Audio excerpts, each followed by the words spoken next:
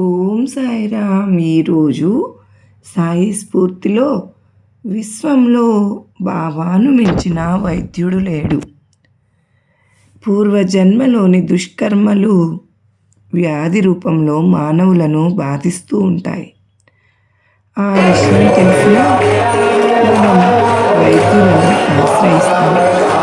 వారు ఇచ్చిన ఔషధాలను సేవిస్తూ దైవాన్ని ప్రార్థిస్తాం. కానీ బాబా అదృష్టవంతుడు. బాబా ఉండగా వారికి వైద్యుడు ఎందుకు? శారీరక రోగాలే కాదు, మానసిక రోగాన్ని కూడా పోగొట్టే రోగ అరువు బాబా. వారి చికిత్స విధానం ఆశ్చర్యకరమైన అద్భుతంగానే ఉండేది. ఒక క్షణంలో రోగం తగ్గిపోయేది. భీమాజీ పాటిల్కు క్షయం మొదలైంది. ఇతడు కన్నీటితో బాబా అతనికి భీమాబాయి ఇంట్లో బస ఏర్పాటు చేశారు. 2 తలలతో అతని పాపాలు ఛేదించారు. ఒకసారి బాలశింకి గణపతికి విపరీతంగా చలి జ్వరం వచ్చింది. దేవాలయం వద్ద ఉన్న నల్ల కుక్కకు పెరుగన్నం పెట్టడమే జ్వరానికి విరుగుడుగా చెప్పారు బాబా.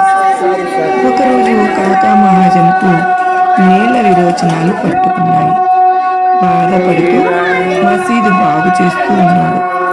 బాబా అతన్ని పట్టుకుని కూర్చోబెట్టి చివాట్లు పెడుతూ ఏరుశనగ పప్పు తినిపించారు.